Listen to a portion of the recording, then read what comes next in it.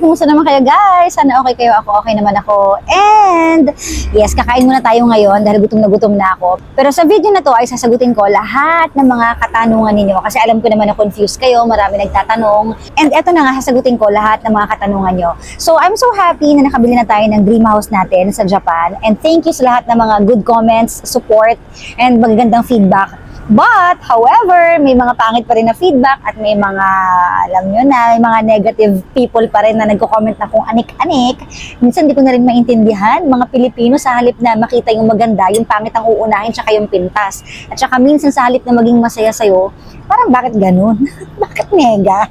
But anyways, ayokong intindihin yun kasi mas happy ako na nakabili ako. Yun ang importante sa akin. At mas masaya ako dun sa mga sumusuporta. So anyways, may mga nagko-comment na kahit naman nakabili ka dyan, may mumu naman yan. Okay, so may mga nagsasabi na, hindi ka pa rin naman magiging citizen dyan kahit nakabili ka ng bahay, chuchuchu, at kung anik-anik pa. So okay, to be honest, kasal na po ako dito sa Japan. Siyempre, charot lang. Kasi naman ang dami niyong hanas, hindi ko na kayo maintindihan. Okay, so, unang tanong, bakit ba ako nakabili ng bahay dito sa Japan? Okay, una, bakit ba sa Japan ako bumili ng bahay? Kasi nga, every time na nag-travel ako sa Japan, nakakahanap ako ng peace of mind. So, parang nare-relax ako. Alam niyo yun, nakakagamot talaga siya sa akin. So, sabi ko, why not bumili ako ng bahay sa Japan? Kasi parang dumating na rin ako sa point na, alam niyo yun, gusto ko mapag-isa, gusto ko ng tahimik. And Japan is a place for introvert people yata, like me. At syempre dahil tumatanda na ako. Feeling ko habang tumatanda ako, naging introvert ako eh. Yung gusto ko na lang ng payapa at tahimik na buhay. So meron akong pupuntahan every time na kailangan ko ng ganun. So Japan yung napili ko. At nag-start ako, konting kwento nag-start ako nito last year pa, 2025 ng November. So, nagpunta ako ng Japan na walang nakakaalam, kasama ko mama ko. And nagtingin-tingin ako, nakarating ako ng Tokyo, ng Osaka, ng Wakayama, lahat nalibot ko na. But sad to say, wala akong napili. So, ang hirap. Hindi pala siya ganun kadali. Akala ko ganun kadali mag-DIY. Hindi pala. Kasi may mga tatawagan ka, may mga tamang kakausapin ka, hindi lahat, mabubuksan mo yung susi, yung mga ganun. So, umuwi akong luhaan nun. Sabi ko, shucks, baka hindi talaga para sa akin to. Pero pinag-pray ko talaga siya. Sabi ko, at least nung umuwi ako, alam ko na yung mga babaguhin ko next time. Sabi ko, babalik pa rin ako, hindi ako titigil. Babalik pa rin ako, tutuparin ko yung pangarap ko. Pero at least may mga knowledge na ako, may idea na ako. So ayun na nga, bumalik ako this year. At sabi ko, pagbalik ko this year, makakabili ako kahit anong mangyari. So pagbalik ko nga this year, ayun na nga, sakto naman, nawala ako sa radyo, I have all the time in the world. So, sabi ko, parang timing nga.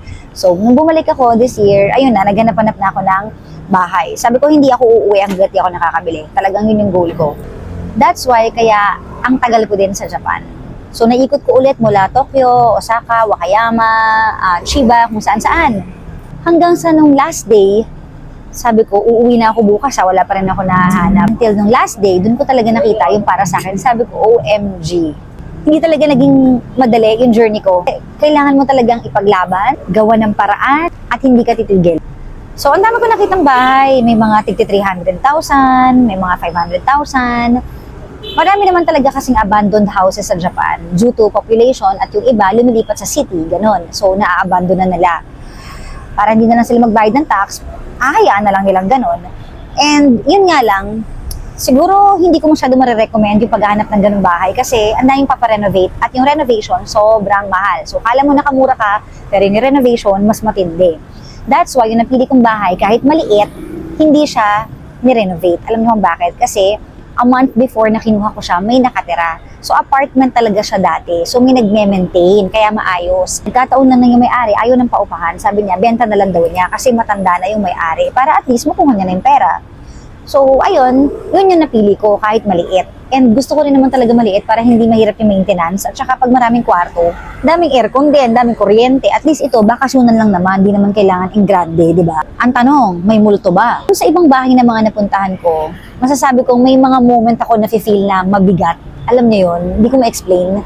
Pero more of hindi multo yung nararamdaman ko eh. More of lungkot. Ang lungkot ng ambience. Kaya ayoko ng ganun. Sabi ko, pag nakakita ako ng bahay, gusto ko yung ang gaan ng vibes ko. Kaya nung napuntahan ko tong bahay na to, una pa lang, sabi ko, shucks, ito na yun. This is it. ang gaan ng pakiramdam ko. At nung first night ko, di naman ako binungungot. Di naman ako minuluto or whatsoever. Magaan, nakatulog ako na mahimbing. So, ang next question is, magkano ba yung bahay ko? Okay, sinuwerte talaga ako kasi nabili ko tong bahay ko for 1.5 million yen. But, there's more. Siyempre, may mga other fees pa yon kasi may tax pa yon. Tapos, meron pa siyang babayaran sa real estate na company na nag-asikaso nung papeles, nung transfer, nung title. Ang galing nga kasi sa Pilipinas ang tagal ng mga transfer. Pero sa Japan, sobrang bilis sa akin nakapangalan. So, parang inabot ako ng 700,000 sa peso. So, kung kaya ko, guys, ibig sabihin mas kaya nyo kasi mas bongga kayo sa akin, mas ahead kayo sa akin. Sino lang ba ako? Hindi naman ako milyonaryo, hindi naman ako super yaman. Tapos wala pa nga akong work eh. So, dun lang talaga pumasok yung kapag gusto mo, kunin mo. Yun yung pinaniniwalaan ko eh. Pag gusto kong isang bagay, kukunin ko kahit anong mangyari. So, hindi ibig sabihin magsistay na ako. So, ang tanong, pwede bang bumili ang isang foreigner ng bahay sa Japan? Yes, pwede.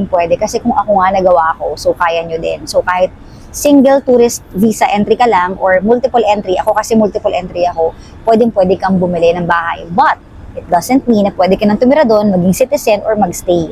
So hanggang 30 days lang kung ano yung nasa visa mo. Kung 15 days lang, ganun lang. Kung 30 days, ganun lang. So ako dahil multiple ako, pwede akong bumalik-balik pero hindi ko pwedeng sagarin. So parang wala pang 30 days, kailangan ko na umuwi, tapos babalik ulit ako. Yung ganun lang. So bakasyonan lang talaga siya. And plano ko na rin naman in the future na ipa-Airbnb siya kapag maayos na talaga siya. So there, pwedeng bumili ang foreigner ng bahay sa Japan. Yes, dahil alam ko na yung pasikot-sikot at ilang beses na ako nakapunta at kabisado ko na kung paano bumili ng bahay, gumawa ako ng Instagram account. So actually, alam nyo, pinag-pray ko talaga to. Sana magkaroon po ako ng work na gustong-gusto ko. And kapag nai-imagine ko yung idea na makakabenta ako ng bahay, na-excite ako eh. Saka yung idea na magpo-post ako ng videos, mag-share ako ng story, ng mga bahay and everything, na-excite ako. Sabi ko, baka ito yung para sa akin. At least kahit paano, hindi pa rin ako mawawala sa SOCMED. So right now, ito yung pinagkakaabalahan ko. Gumawa ko ng IG, i-follow nyo, Akiya_dreams sa Instagram. Wala pa akong Facebook, pero soon. Pero ngayon, Instagram pa lang. And kung bakit super duper happy ako, kasi right after my vlog, ang dami ko ng inquiries. Parang ang bilis dumami ng followers ko. Kahit ngayon 400, di ko lang alam after this video kung madadagdagan. So guys, follow. Alam niyo yun, ang dami kong inquiries, ang dami nagtatanong.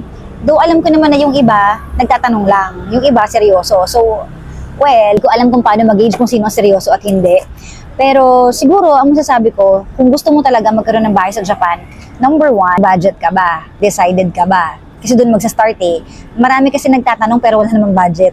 So, di ba, parang ipunin mo muna yung pera mo. Kung may pera ka na, mas madaling bumili, decided ka na. Pangalawa, make it happen. Kasi minsan gusto mo lang, hindi mo naman pinapangyari. Kaya nga, pag gusto mo, kunin mo. Hindi yung puro salita lang, puro isip lang, puro dreams lang. Kumbaga, make it happen. Just like me, kagaya ng ginawa ko. So yan, happy ako na makatulong. But at the same time, hindi po ito libre ha.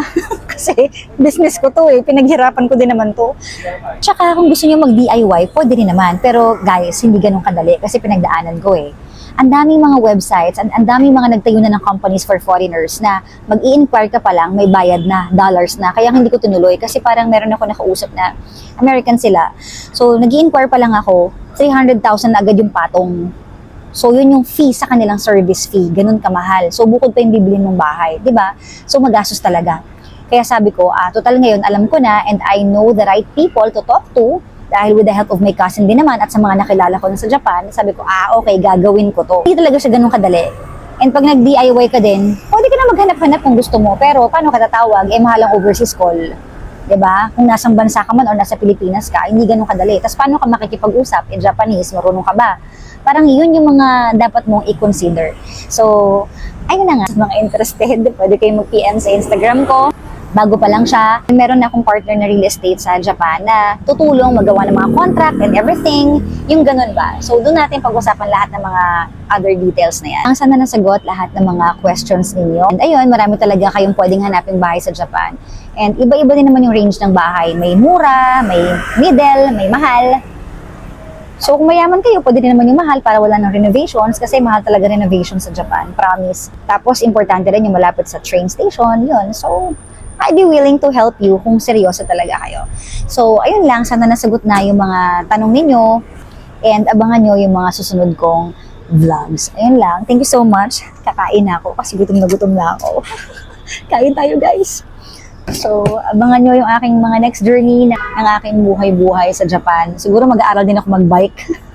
Yun ang gusto ko pang i-conquer, yung pag-aaral ng bike. Thank you so much for watching this vlog!